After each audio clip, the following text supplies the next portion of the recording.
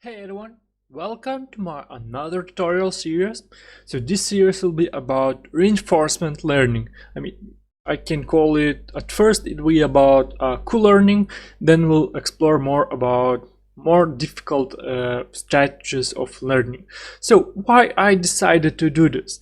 So while I was Googling and searching for strategies with reinforcement learning, there was a lot of stuff to pick, but it was already a pick and go thing, and it wasn't everything explained how everything works. So I decided that okay, I'll make a tutorial series where I will try to explain everything step by step. So what I'm going to do, I'll start from basics, and in every new tutorial I'll add something new to my reinforcement model and to improve its learning and so on. And I'll try in time to get all the most popular reinforcement learning strategies and show you how they works and how to implement them, and of course I'll try to explain them. And of course I'll start with the most basic of co-learning, and I'll begin with Cartpole balancing game. The idea of Cartpole is that there is a pole standing up on the top of cart. Here you can see the example. The goal is to balance this pole by moving the cart from side to side to keep the pole balance upright. Who don't know? So the environment is deemed successful if we can balance it for 500 frames, and the failure is deemed when the pole is more than 50 degrees from fully vertical or the cart moves more than 2.4 units from the center. Every frame that we go with the pole balance, our score gets +1, and our target of score is 500. So now, how do we do this? There are endless ways, some very complex and some very specific. So I chose to demonstrate how deep reinforcement learning, I'm talking about deep co-learning at this tutorial, can be implemented and applied to play a Cartpole game using Keras and Jim. I will try to explain everything without requiring any prerequisite knowledge about reinforcement learning. Implementing such a self-learning system is easier than you might think. So let's dive in. I'll begin with a little theory and then we'll do a practice. So in order to achieve the desired behavior of an agent that learns from its mistakes and improves its performance, we need to get more familiar with the concept of reinforcement learning. And reinforcement learning is a type of machine learning that allows us to create AI agent that learns from the environment by interacting with it in order to maximize its cumulative reward. The same way how we learn to ride a bicycle, AI learns it by trial and error. Agents in reinforcement learning algorithms are incentivized with punishment for bad actions and reward for good ones. After each action, the agent receives the feedback. The feedback consists of the reward and the next state of the environment. The reward is usually defined by a human. If we use the analogy of the bicycle, we can define reward as the distance from the original starting point. So, talking about Cartpole, it's one of the simplest environments in OpenAI Gym. OpenAI Gym is a collection of environments to develop and test reinforcement learning algorithms. Cartpole is built on Markov chain model that is illustrated in this picture. When for each iteration an agent takes a current state ST, picks best based on the model prediction action AT, and executes it on an environment. Subsequently, environment returns a reward RT+1, and for a given action a new state ST+1, and an information if the new state is terminal. So the process repeats until the termination. It goes like this, round and round. The goal of Cartpole is to balance a pole connected with one joint on top of a moving cart. To make it simpler for us, instead of pixel information, there are 4 kinds of information given by the state, such as angle, the pole, and the position of the cart. An agent can move the cart by performing a series of actions of 0 and 1 to the cart, pushing it left or right. Jim makes interacting the game environment really simple. So here I have written a random game. So let's start from simple things. So here it is that main step where is the interaction with environment. So here we take an action 0 or 1. If we pass those numbers to environment, which represents the game environment, will emit the results. Done is a boolean value, like this one, telling whether the game ended or not. Next state space handles all the possible state values. There is next state, and of course, that's it. The old state information paired with action, next state, and reward is the information with for training. So we're talking about this because to understand everything from basics, as I told, I created this Cartpole environment where our Python script will play with it randomly. So I'll try to explain it very short. So here is environment reset, where we are starting our environment. Well, here we are declaring our environment and we are saying that we want to play Cartpole.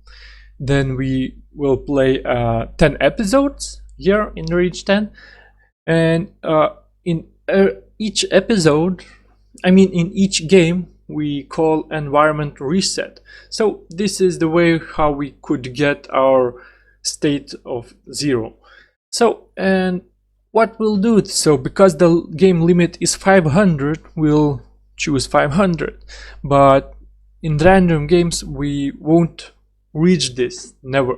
I think we would never reach this.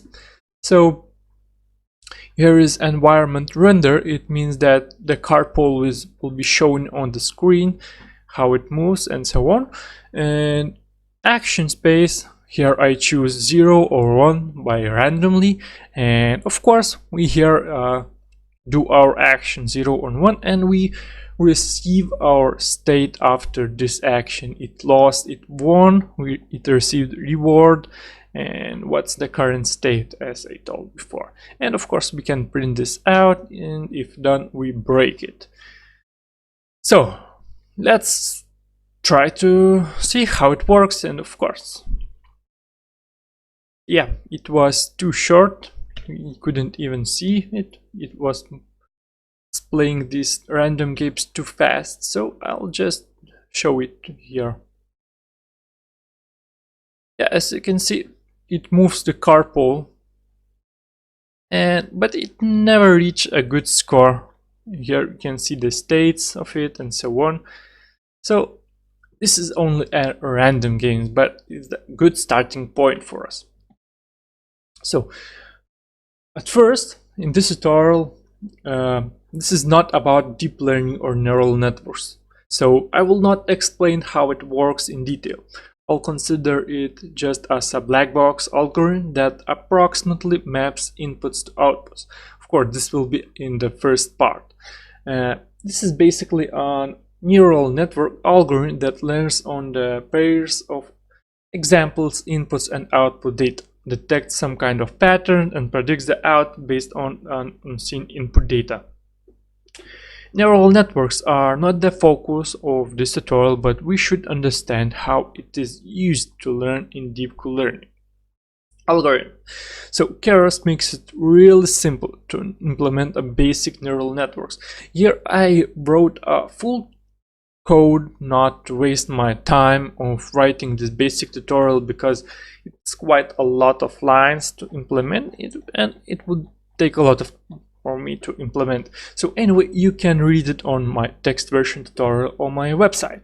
So with following code, we will create an empty neural network. I'm talking about this part of code, this defined function.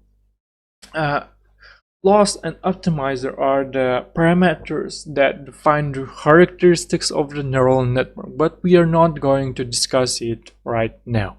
So actually, we are for a neural network to understand and predict based on the environment data, we have initialized our model and feed it to the information. In full code, you'll see that fit method feeds inputs and outputs pairs to the model. Then the model will train on those data to approximate the output based on the input. In model, I use 3 layers neural network. It's 512 and 256 and 64 neurons. So feel free to play with it in structure and parameters. On the internet you might see that no one uses that large of network for this kind of simple task, but it's up to you. You can remove, for example, this middle layer or just this, or simply write here 8 or 8 deep layers and so on.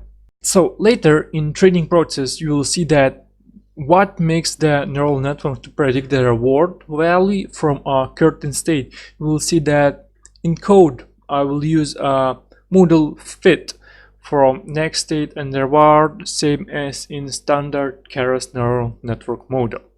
After training the model, we'll be able to predict the output from an unseen input when we call predict function on the model. The model will predict the reward of current state based on the data we trained, like predict equal to model predict, for example, next state and so on. So anyway, you will see. Normally, in games, the reward directly relates to the score of the game, but imagine a situation where the pole from Cartpole game is tilted to the left. The expected future reward of the pushing left button will be then the higher than that of pushing the right button, since it could yield a higher score of the game as the pole survives longer. In order to logically present this intuition and train it, we need to express this as formula that we can optimize on. The loss is just a value that indicates how far our prediction is from the actual target.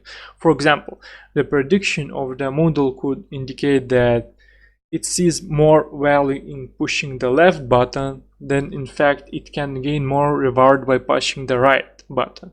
We want to decrease this gap between the prediction and the target. It's meant to be called loss.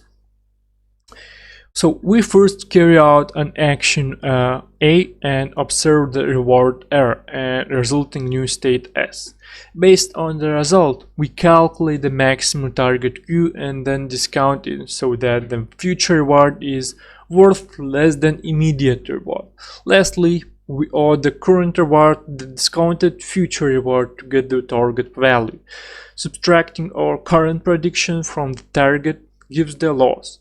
Squaring this value allows us to punish the large loss value more and treat the negative values same as the positive values. But it's not that difficult than you think it is. Keras takes care of most of the difficult tasks for us. We just need to define our target. We can express the target in magical one line of code in Python. So target. Where is my target? Here it is. So target will be equal to reward plus gamma, and we'll of course try to get a model prediction target. As you can see, target next is my model predict of next state. Keras does all the work of subtracting the target from neural network output and squaring it. It also applies the learning rate that we can define when creating the neural network model. Otherwise, model will define it by itself. It means you don't need to define a learning rate. So this all happens inside the fit function. Inside this simple function. We need to give a state and target of the model. That's it. And of course, I give it a batch size. This function decreases the gap between our prediction to target by learning rate. The approximation of the Q-value converges to the true Q-value as we repeat the updating process. The loss will be decreased and score will grow higher eventually. The most notable features of DeepQ network algorithm are remember and replay methods. Both are simple concepts. The original DeepQ network architecture from OpenAI Gym contains several more tweaks for better training, but we are going to stick to a simpler version for better understanding right now. So let's talk about remember function, of course. Here it is. One of the specific things for DeepQ network is that neural networks is used that in the algorithm tends to forget the previous experiences as it overrides them with new experiences. So experience AAA is a biologically inspired process that uniformly samples experiences from the memory and for each entry updates its Q-value. So we need a memory. It's something like a list for previous experiences and observations to retrain the model with the previous experiences. We will call this array of experiences memory and use remember function to append state, action, reward, and next state to the memory. So here is the way how we create our memory, which will store 2000 samples, and this is some kind of moving average memory. So when you put something to the memory and you have, for example, 2000 samples in it, the first samples in the memory gets pushed away, so you forget them. So, which you of course don't need. In our example memory list, we have a form of something like state, action, reward, next state, done, and this is only a one input for one memory. And the remember function will simply store states, actions, and resulting rewards to the memory. So here it is a simple few lines which do all the stuff for us. And here is an epsilon dci. Well, to make the agent perform well in long term, we need to consider not only the immediate rewards but also the future rewards we are going to get. In order to do this, we are going to have a discount rate or gamma, and it's used in my code, and ultimately adding it to the current state reward. This way the agent will learn to maximize the discounted future reward based on the given state. In other words, we are updating our Q-value with the cumulative discounted future rewards. So that's it, and this is epsilon, and which means what is the probability of taking a random action, and you will see that during training this random action just keeps decreasing because of this simple line of multiplication. So next we can talk a little about the replay function I am using. A method that trains a neural network with experiences in the memory we'll call replay function. First, we'll sample some experiences from the memory and call them mini-batch. So it will be a random sample of size of mini-batch. For example, in my mini-batch it is, I think it's 64, and we keep playing random games until we reach the minimum required memory to keep training our model. So here we pick a random 64 batches from our memory, and of course we'll take everything which is in this memory. For those of you who wonder how such function can possibly converge, as it looks like it is trying to predict its own output, in some sense it is. Don't worry, it's possible, and in our simple case it does. However, converge is not always that easy, and in more complex problems there comes a need of more advanced techniques that Cartpole stabilized training. These techniques are, for example, double DeepQ network or dueling DeepQ networks, but these topics will be for another articles or tutorial. It doesn't matter. Stay tuned. So I'm not going to talk a lot about this, but for example, we just create NumPy arrays, something called memory, and so on, and here we create a simple 3 lists of action reward done, and here we loop our memory and to sample all the data which is in our so-called mini batch memory, and then we do it a prediction for whole batch of to get our targets and targets next. And then we just apply our reward function we were talking before. This is the reward function used in DeepQ network. Of course, we'll see more advanced methods later. Sorry, it's a lot of talking. So one more thing I haven't talked is setting hyperparameters for our DeepQ network. There are some parameters that have to be passed to a reinforcement learning agent. You will see similar parameters in all DeepQ network models. So episodes is the number of games you want to agent to play. Gamma is the size or discount rate to calculate the future discounted reward. Epsilon is exploration rate. This is the rate in which an agent randomly decides its action rather than prediction, as I told. Epsilon deci is we want to decrease the number of exploration as it gets good at playing games in time. Epsilon min, it's called when we want the agent to explore at least this amount until this amount. And learning rates, of course, determines how much neural net learns in each iteration if you use it as definition. And batch size determines how much memory DeepQ network we use to learn. So putting it all together, so we receive this tutorial, which I'll of course upload in my GitHub on my page and so on. You will be able to find it wherever you need. So I tried to explain each part of the agent. I implemented everything we talked about as a nice and clear class called DeepQ network class. So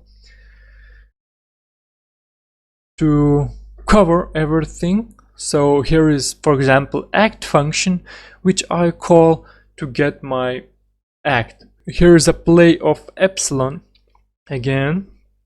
And here is decided my act will be random or it will be now predicted with a model. Here's the replay, we already talked about this.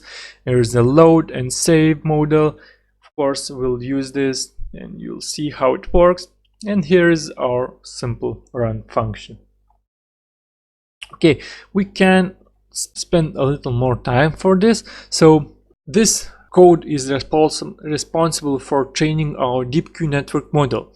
I will not go deep into explanation line by line because everything was already almost explained, but in our code we are running for 1000 steps, episodes of game to train. If you don't want to see how training performs, you can comment this line, self environment reset, not this, render. And every step is rendered here, and while done is equal to false, our model keeps training. So we save results from every step to memory, which we use for training on every step. When our model hits score of 500, we save it and already we can use it for testing. But I recommend not to turn off training at first save. Give it more time to train before testing. It might take up to 100 steps before it reaches 500 score. So here is the code part of this short explanation. So I hope everything here is quite clear, and I think we can try and run it and see how my model performs. So here I made that if my model hits the maximum score 500, it will save the model and quit training. So we'll see how it performs. And here is the training part, and it, of course, it will save our model to H5 model. So let's begin. Let's see, and as you can see, it started training. And here's our epsilon. As I told, it keeps decreasing with each episode, and let's wait for it to be trained. There is 400 and so on. Sometimes it trains faster, sometimes it trains slower, so it's hard to predict how long it takes to train until we receive our maximum score. So here it is, it hit our 500 and it quit. So now let's try to run our test mode. So comment this run and uncomment test, save and build. As you can see, as I told, it's not the best idea to always save at first attempt. So it's not the best model right now. Okay, let's train it again from 0. We'll see how it performs. I think everything depends on this randomness.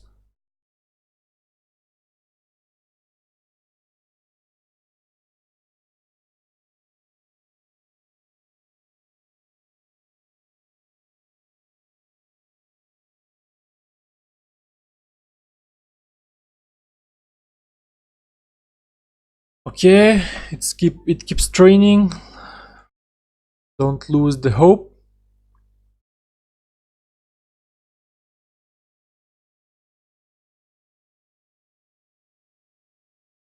Yeah, it should be better right now. Let's try and see how it works now.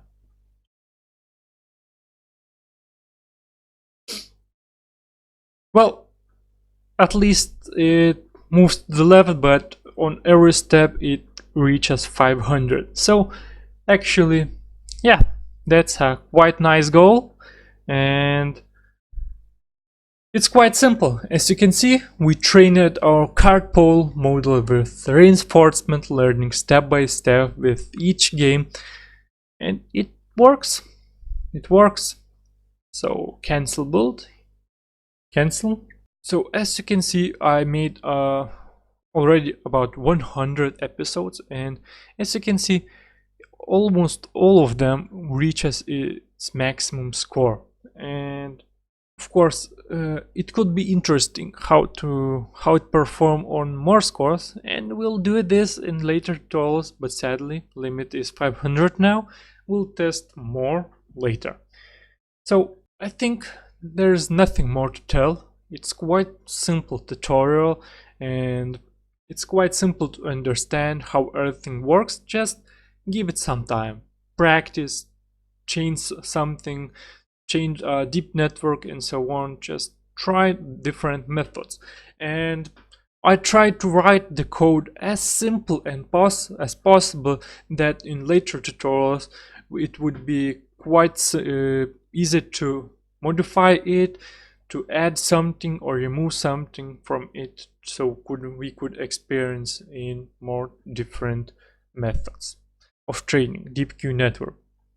So for this task, our goal was reached. Short recap what we have done. So first, we learned how DeepQ network works, wrote a simple DeepQ network model, teach model to play Cartpole game, and This is the end of this tutorial. I'll challenge you to try creating your own reinforcement learning agent.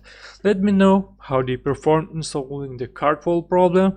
Furthermore, stay tuned for more future tutorials. There's a lot of tutorials waiting in future, and I'll have a lot in mind.